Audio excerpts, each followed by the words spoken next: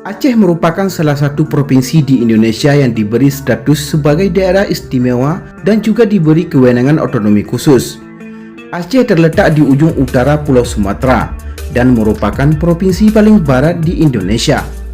Menurut hasil sensus Badan Pusat Statistik tahun 2020, jumlah penduduk provinsi ini sekitar 5.274.871 jiwa. Letaknya dekat dengan Kepulauan Andaman dan Nicobar di India dan terpisahkan oleh Laut Andaman.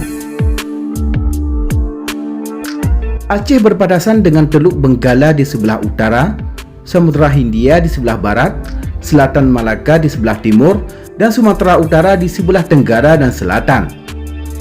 Karena letaknya sangat strategis, maka Aceh menjadi tempat dimulainya penyebaran Islam di Indonesia dan memainkan peran penting dalam penyebaran Islam di Asia Tenggara. Namun, masih ingatkah dengan peristiwa tsunami di Aceh yang dipicu oleh gempa bumi di bawah laut bermagnitudo 9,3 skala Richter di lepas pantai barat Sumatera di Indonesia pada tanggal 26 Desember tahun 2004 silam yang menewaskan lebih dari 200.000 korban di Indonesia, Malaysia, Thailand, India, Maladewa, dan Sri Lanka. Kejadian tsunami itu tentunya akan terus teringat dan membekas dalam kehidupan dari para korban. Bencana 17 tahun yang lalu itu pun menyisakan kisah menakjubkan dari sejumlah korban yang selamat yang berhasil dirangkum dari beberapa sumber. Sebelum lebih jauh kita mengumpasnya, tekan dulu subscribe, like, dan share agar Aceh lebih terpandang di mata dunia.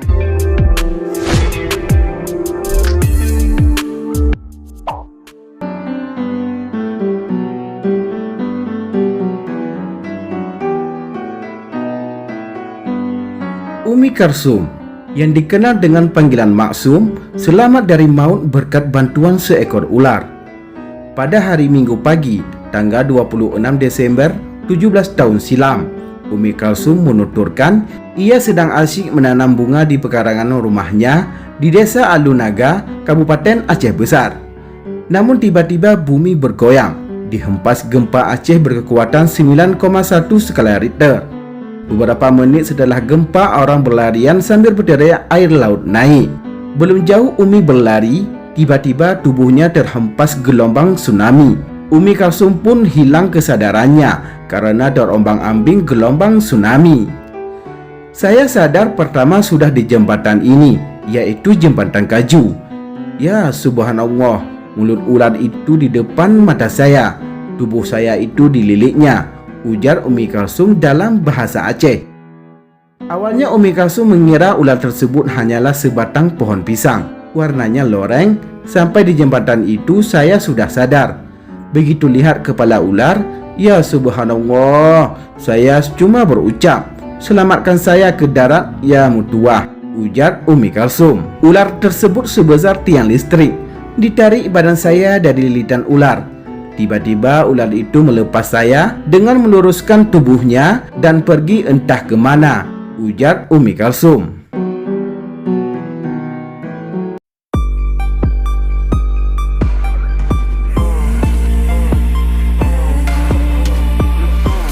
Kisah ajaib selanjutnya dialami oleh Martunis. Kostum timnas Portugal bernomor punggung 10 yang tercantum nama bintang sepak bola dunia Rui Costa melekat di tubuhnya. Baju itu khusus dibelikan sang ayah karena dia tidak mau nomor punggung lain. Minggu pagi itu dia sedang bermain sepak bola di lapangan belakang rumahnya.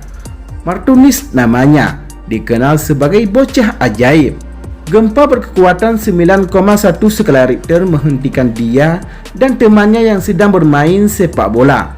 Tak seberapa lama kemudian mobil yang ditumpanginya dihantam gelombang raksasa hingga ia terpisah dengan ibu dan 3 saudaranya. Setelah timbul tenggelam dalam pekat gelombang, Martunis kemudian meraih sebuah kasur dan naik ke atasnya. Namun tidak bertahan lama, kasur pun tenggelam. Ia terus berusaha bertahan hingga bergelantungan pada batang pohon yang hanyut. Arus pun membawa Martunis berputar-putar hingga dirinya pingsan. Begitu tersadar, ia telah tersangkut di atas pohon bakau di kawasan Deah Raya, Kecamatan Syah Kuala. Semuanya rata. Saya tak tahu di mana letak kampung saya yang tampak hanya mayat-mayat, kenang Martunis. Martunis bertahan selama 21 hari di atas pepohonan dengan mengelimpangkan mayat di sana sini. Untuk bertahan hidup, ia memungut makanan dan air mineral yang terseret gelombang. Pada hari ke-21, dua pria yang sedang mencari keluarganya di kawasan tersebut menemukan Martunis. Lantas, Martunis diserahkan kepada wartawan Seki News yang saat itu meliput bencana tsunami di kawasan Deah Raya.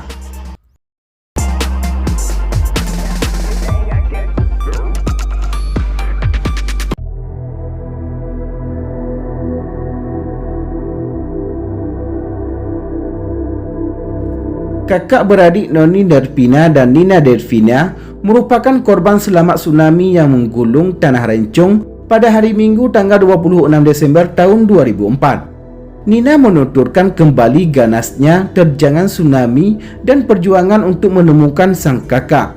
Ketika tsunami mulai datang, Nina dan Noni meninggalkan rumah mereka. Tapi kami dipisahkan. Aku menumpang sepeda motor saat turun ke jalan, sedangkan Noni memilih pergi dengan sepedanya, ucap Nina. Nina sempat melihat Noni kelelahan menaiki sepedanya sebelum akhirnya dipisahkan.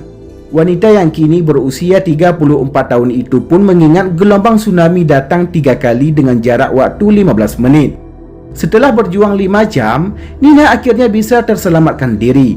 Ia terseret ke lantai 2 sebuah bangunan sehingga dapat beristirahat dan berdoa. Selanjutnya, Nina menuju bukit dengan berenang. Kami dulu berselancar. Kami berdua mencintai pantai. Kami memahami air dan bisa berenang. Meskipun demikian, saya masih mengingat saat-saat mengerikan ketika berenang di tengah gelombang tsunami. Berenang melalui tubuh manusia dan sampah. Berselancar di laut tidak ada itu semua dan air laut bening.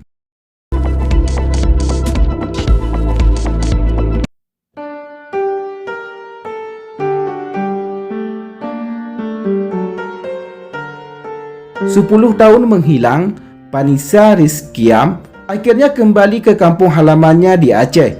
Panisa 15 tahun, dipulangkan dari Malaysia hari Jumat 19 Desember tahun 2014 pagi melalui Bandara Sultan Iskandar Muda Blang Pintang, Kabupaten Aceh Besar. Panisa merupakan salah satu korban tsunami Aceh yang terselamat ketika bencana tsunami menerjang kampung halamannya pada tanggal 26 Desember tahun 2004 silam. Panisa masih 5 tahun. Dia terpisah dari orang tua dan keluarganya. Tanpa bisa mengingat kejadiannya, Panisa kemudian tinggal dan menjadi TKI di Malaysia. Keberadaan Panisa diketahui setelah pemerintah Aceh mendapat informasi dari KBRI di Malaysia bahwa ada anak di bawah umur asal Aceh yang dipekerjakan jadi TKI. Setelah ditelusuri, ternyata Panisa anak korban tsunami, ujar Kepala Dinas Sosial Aceh Bukhari saat tiba di Bandara Sultan Iskandar Muda Blang Bintang, Aceh Besar pada hari Jumat 19 Desember tahun 2014.